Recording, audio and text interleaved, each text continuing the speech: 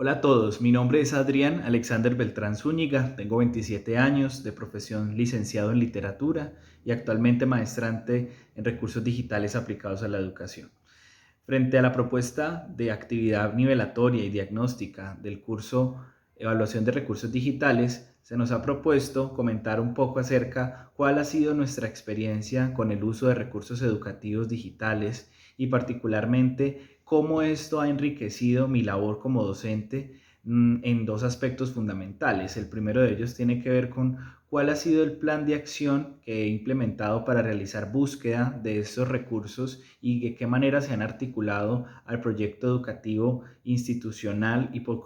consiguiente a la planeación y la apropiación metodológica y pedagógica que desarrollo con mis estudiantes en el aula. Asimismo, comentar un poco acerca de qué manera podemos hacer un análisis de estos recursos digitales y si realmente han funcionado y han servido en el desarrollo de competencias de mis estudiantes. Les pido así que me acompañen para que podamos resolver estos interrogantes. Como muchos de ustedes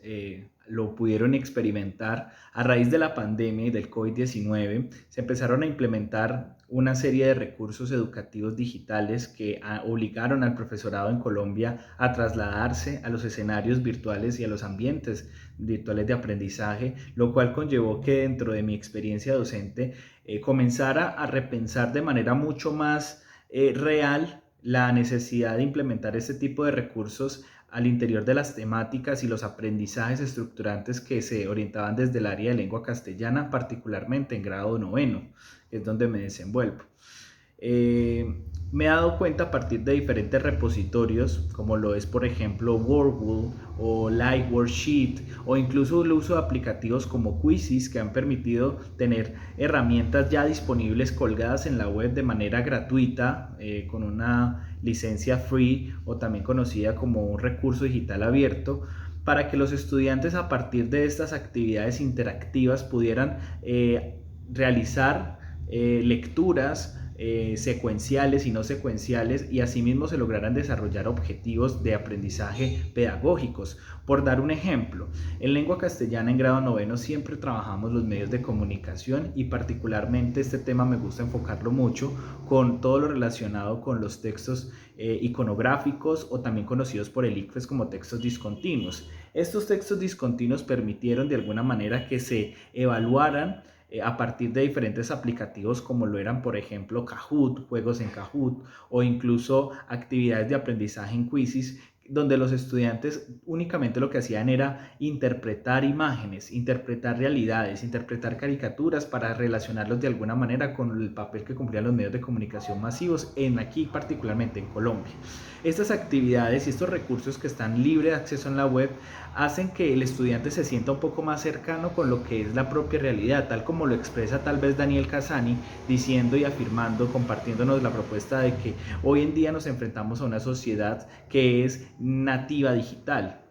Y esto hace que las inmediaciones de los juegos, las inmediaciones de las actividades que se proponen desde los recursos virtuales sirvan como fundamento para el desarrollo de los aprendizajes y las competencias. Esto simplemente por dar un ejemplo. Hay otros asuntos, por ejemplo, en el caso particular de Jamboard, que son aplicativos que propenden desde las funciones que tiene el correo electrónico de Gmail, con quienes podía compartir e interactuar con ellos en través de pizarras digitales, donde a partir de recursos, imágenes, sonidos, textos, podían construir puntos de vista sobre las culturas que analizábamos a partir de los contextos históricos leídos de los textos de plan lector, ¿sí? Eso por otra parte, sin dejar a dudas y sin desvirtuar esto, todo lo que nos ofrece las bases de datos multimodales y recursos audiovisuales como lo son textos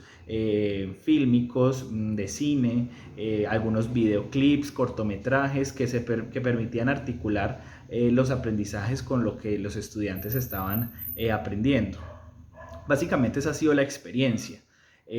Incluso antes de pandemia ya trabajábamos fuertemente todo lo relacionado con la plataforma de Moodle dentro de la institución y también trabajamos con aplicativos como el Classroom,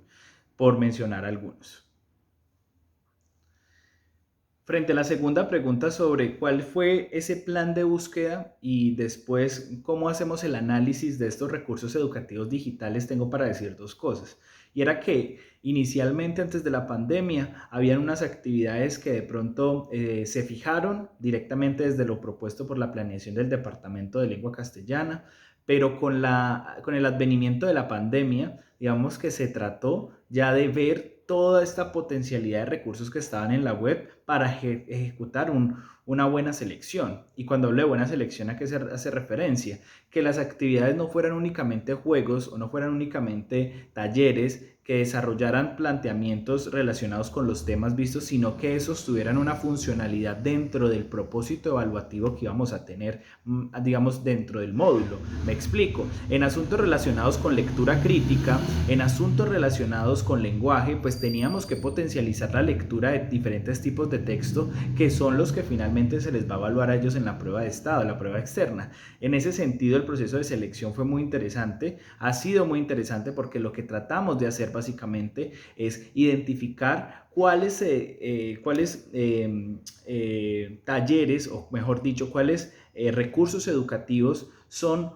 consecuentes con la propuesta pedagógica y didáctica que tiene la planeación, que tiene la articulación, y cómo yo puedo hacer de este un ejercicio un poco más elaborado en términos de estructuras, en términos de aplicabilidad y sobre todo de reconocimiento de la prueba de estado, que es finalmente nuestro referente. Ahora, después de tener esta amalgama de posibilidades, este abanico de posibilidades frente a los diferentes recursos, viene la parte subsiguiente que tiene que ver básicamente con el análisis. Entrar a identificar con mis compañeros docentes, con el colectivo y las comunidades de aprendizaje, cuáles fueron esos recursos que realmente nos sirvieron y cuáles en definitiva debemos dejar a un lado precisamente por los propósitos que tenemos como institución. En la institución educativa Alfonso López Pumarejo, en el municipio de Tuluá, tratamos de implementar mucho las actividades que respondieran a las necesidades de evaluación de las pruebas externas. Y en ese sentido, los formularios fueron muy útiles, los formularios de Google. Aparte de eso, también fueron muy oportunos actividades pedagógicas como Kahoot, que a partir de escenarios didácticos pues, se propendía también en la forma en la que se desarrollaban como tal las competencias. Básicamente esa es parte de mi experiencia. Bueno, tendría muchísimos más ejemplos que mencionar, pero creo que los recursos educativos y la evaluación de recursos educativos debe permitirnos una mejora en la praxis pedagógica y en ese sentido en el aprendizaje de competencias por parte de los estudiantes. Muchas gracias.